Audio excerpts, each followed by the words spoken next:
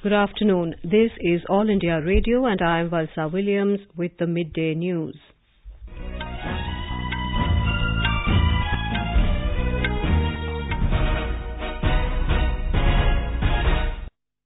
The headlines. President Ramnath Kovind says in a democracy, information overload is always preferable to information deficit. Prime Minister to address the Silver Jubilee celebrations of National Human Rights Commission in New Delhi today. Chief Election Commissioner O.P. Rawat says there is no scope for any defect in the electoral rolls. Defence Minister Nirmala Sitharaman will visit a Rafale manufacturing facility near Paris today to take stock of progress in their production. Civil Aviation Minister Suresh Prabhu orders high-level inquiry into the incident in which Dubai-bound Air India flight brushed against a wall at Trichy Airport. In Hyderabad cricket test, West Indies were 184 for 6 a short while ago in their first innings of the second and final match of the series.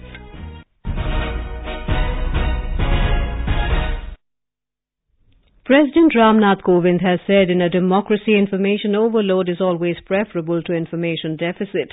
Addressing the 13th annual convention of the Central Information Commission in New Delhi, the President said, "Free flow of information is the essence of democracy. And for the people of a free and free-spirited country, information is power. They have a right to know how they are being governed, how public money is being spent, how public and national resources are being deployed, how public services are being delivered, and how public works and welfare programs are being carried out."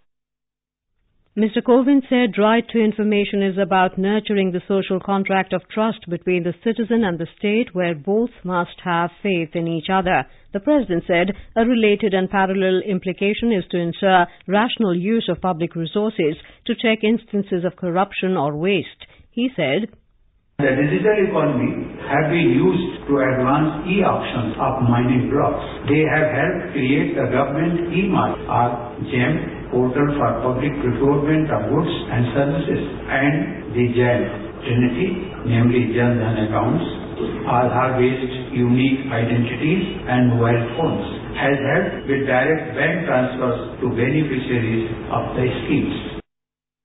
Our correspondent reports there are 500,000 public information officers under the RTI Act. Prime Minister Narendra Modi will address the Silver Jubilee function of the National Human Rights Commission in New Delhi today. He will also launch the new version of the NHRC website, which will be more user-friendly and accessible to persons with special needs. Mr. Modi will issue a postage stamp and special cover on the occasion. Union Home Minister Rajnath Singh and Minister of State Independent Charge for Communications Manoj Sinha will also take part in the event. Our correspondent reports on the contribution of the National Human Rights Body. The NHRC was set up on this day in 1993. The mandate of the Commission is to work for the promotion and protection of human rights and take cognizance of such complaints wherein the actions, inactions and omissions of government functionaries cause human rights violation. Till now, the Commission has disposed of more than 17 lakh cases and payment of more than 100 crore rupees has been disbursed to the victims of human rights violations. Prime Minister will also launch the new version of NHRC website, which will be user-friendly and accessible to persons with special needs. With Deependra Kumar, Nikhil Kumar, AIR News, Delhi. Prime Minister Narendra Modi will visit Japan on the 28th and 29th of this month for the 13th India-Japan Annual Summit. He will have wide-ranging discussions with Japanese Prime Minister Shinzo Abe on bilateral, regional and global issues of mutual interest under the framework of the Special Strategic and Global Partnership between India and Japan. This will be the 5th annual summit meeting between the two leaders and their 12th meeting overall since 2014. The Prime Minister's visit will reaffirm the traditional bonds of friendship between the two countries and strengthen their multifaceted cooperation in diverse fields. It will also advance the vision of India and Japan working together to promote peace and prosperity in the Indo-Pacific region and beyond. Chief Election Commissioner O.P. Rawat has said the Election Commission does not leave a scope for any bogus voters in electoral lists. Talking exclusively to AIR, Mr. Rawat said the work of deleting the bogus voters' names is completed much before the elections are announced in a state. मतदाता सूची के बारे में bogus voter होने की कोई संभावना नहीं है। हाँ, ये जरूर है कि डुप्लीकेट वोटर्स हो सकते हैं और उनको पूरे वेरिफिकेशन के बाद डिलीट करने का काम बहुत तेजी से चल रहा है। और जहाँ इलेक्शन आते हैं जिन स्टेट्स में से मध्य प्रदेश, राजस्थान, छत्तीसगढ़, मिजोरम, इनमें ये काम हम इलेक्शन के पहले पूरा कर लेते हैं। तो इसलिए ऐसी शिकायत के लिए कमीशन खुद ही कोई गुंजाइश नहीं छोड़ता है कि मतदाता सूची में किसी भी तरह का कोई भी डिफेक्ट बना रहे। लोकसभा चुनाव को ध्यान में रखते हुए जहाँ अभी इस समय विधानसभा के चुनाव नहीं है, उन सभी राज्यों में भी प्रारंभिक प्रकाशन 1 सितंबर को किया जा चुका है इलेक्टोरल रोल का। The CEC's comments come after the Supreme Court dismissed petitions of Congress leaders Kamal Nath and Sachin Pilot seeking directions to the Commission to provide the draft voter list in poll-bound Madhya Pradesh and Rajasthan. The apex court had reserved its verdict on October the 8th on the plea of leaders alleging duplication of voters in the list and sought a proper redressal of grievances to ensure free and fair elections. Polling for assembly elections in Madhya Pradesh will be held on November the 28th and in Rajasthan on December the 7th. The Supreme Court today refused to stay the decision of the West Bengal government to grant 28 crore rupees to Durga Puja committees across the state.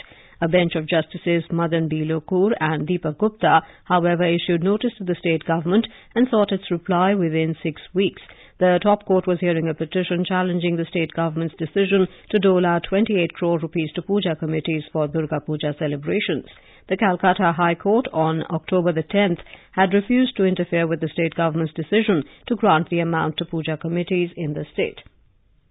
The Delhi High Court today quashed the Delhi government circular on giving preferential treatment to the city's residents over non-residents at the GTB hospital. A bench of Chief Justice Rajendra Menon and Justice V.K. Rao had earlier reserved its verdict on a PIL challenging Aam Aadmi Party government's pilot project. The court was examining whether the project at the GTB hospital to give preferential treatment to Delhi residents was violating the right to equality in life enjoyed by others under the Constitution.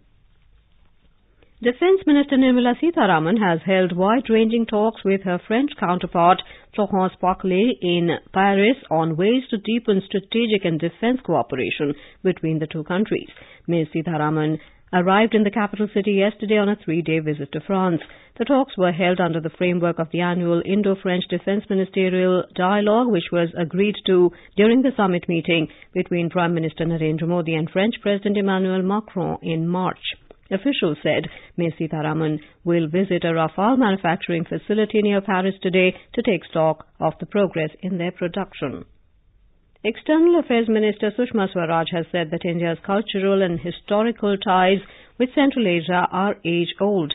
Addressing the Indian diaspora in Tajikistan capital Dushanbe, the minister said the love for India and Central Asian countries has been forged over similar family values and culture. Ms. Swaraj said India's relationship with these countries has reached new heights during the tenure of the NDA government. She said, वर्तमान सरकार के कार्यकाल में इन देशों के साथ हमारा रिश्ता जितना ऊंचा हुआ है वो आगे और ऊंचा होता जाएगा। अगर आप देखें तो इतने कम समय में इतनी बड़ी यात्राएं हो गई। प्रधानमंत्री जी यहाँ आए, अभी एक दिन पहले राष्ट्रपति जी यहाँ होकर गए। मेरी ये स्वयं की दूसरी यात्रा है। ये बताते हैं कि मध्य एशियाई देश जिसमें तजाकिस्तान भी शामिल है, ये तजाकिस्तान हमारे लिए क्या महत्व रखते हैं। This is All India Radio giving you the news. For quick news updates round the clock, follow us on our Twitter handle at AIR News Alerts. You can also log on to our website newsonair.nic.in. Civil Aviation Minister Suresh Prabhu has directed officials to conduct a high-level inquiry into the incident in which Dubai-bound Air India flight encountered a problem during takeoff at Trichy Airport. The plane made an emergency landing in Mumbai this morning. The minister said safety of the passengers is of paramount importance for the government. The 136 passengers and crew members on board had a miraculous escape when their aircraft's wheels hit a perimeter wall during takeoff in the early hours today. The plane continued for Dubai and was eventually diverted to Mumbai after Trichy Airport officials reported to the pilots that the aircraft might have come in contact with the wall. Nobody was hurt in the incident. Officials said a ferry flight was sent from Kochi to fly the stranded passengers to Dubai.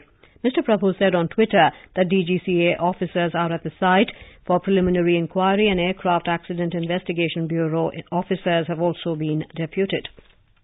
He said Air India has constituted a subcommittee of the board, headed by an independent director of the board, for looking at all safety-related issues within the organisation, including subsidiaries. Mr. Prabhu also ordered concerned officials to put in place a regular safety compliance report of all airlines. The cyclonic storm Titli is gradually weakening and moving towards the northeast direction. Due to its effect, heavy rain with lightning lashed coastal Odisha.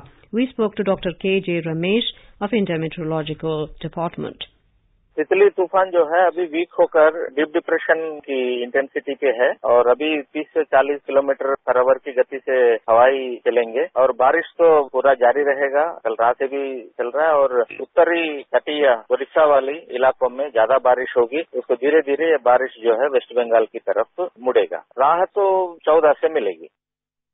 In Andhra Pradesh, widespread damage has been reported from north coastal area, especially Srikakulam district. Road services have been badly affected and power supply and telephone lines got disrupted. Udanam and seabed villages are most affected. Andhra Pradesh Chief Minister N. Chandrababu Naidu conducted an aerial survey of the Titli affected areas. NDRF is undertaking relief operations and the situation is returning to normal. Pradhan Mantri Gramin Digital Saksharta Abhiyan PMG Disha aims to impart digital literacy to citizens in rural areas free of cost. It is creating avenues for livelihood generation and financial inclusion through digital payments. Here is a ground report from our Pune correspondent on how this scheme is helping to bridge the digital divide. Under the scheme, people in rural areas of Maharashtra are being trained to operate a computer, tablet, smartphones, etc. and how to access the internet, government services, undertake digital payment, compose emails. A beneficiary of the scheme, Aarti Singh from Boisar in Palghar district of Maharashtra believes she has become self-sufficient in routine financial transactions after completing a computer course on digital literacy. मेरा नाम आरती सिंह है। प्रधानमंत्री ग्रामीण digital साक्षरता अभियान के द्वारा मैंने 10 दिन का कंप्यूटर फ्री कोर्स किया है। मैं अभी कंप्यूटर पे टाइपिंग कर लेती हूँ। मुझे कंप्यूटर चलाना था, पहले मुझे ये सब कुछ नहीं आता था। मैं ई बैंकिंग करती हूँ। भीम ऐप में मैं मनी ट्रांसफर करती हूँ। लाइट बिल भरना आता है। मुझे पहले ये सब के लिए बाहर जाना पड़ता था और ये सब अपनी फ्रेंड से करवाती थी। मैं अभी ये सब अपना काम खुद कर लेती हूँ घर बैठे। Aarti represents the digitally literate youth of the Young and Digital India who will surely contribute in making the country digitally literate and participate in its future growth. Manoj Kshirsagar, AIR News, Pune. In Rajasthan, a number of Zika positive cases has risen to 32 as 3 more persons tested positive in Jaipur yesterday, along with many cases of swine flu, scrub typhus, dengue and other seasonal diseases have been detected in large numbers. Leave of doctors and other paramedical staff has been cancelled across the state. More from our correspondent.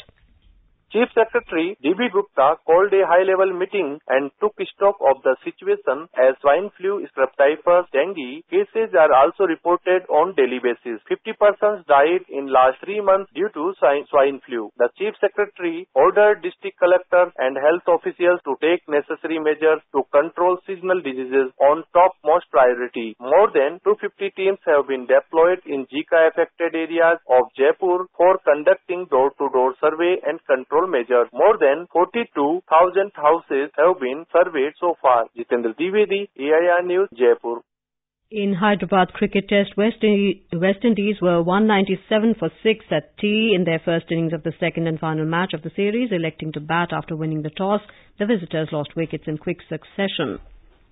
India are leading 1-0 in the series after winning the first test at Rajkot. And now, before we close, the headlines once again. President Ramnath Kovind says in a democracy, information overload is always preferable to information deficit. Prime Minister to address the Silver Jubilee celebrations of National Human Rights Commission in New Delhi today. Chief Election Commissioner O.P. Rawat says there is no scope for any defect in electoral rolls. Civil Aviation Minister Suresh Prabhu orders high-level inquiry into the incident in which Dubai-bound Air India flight brushed against a wall at Trichy Airport. In Hyderabad's cricket test, West Indies were 197 for 6 at tea in their first innings of the second and final match of the series. And with that, we end the midday news.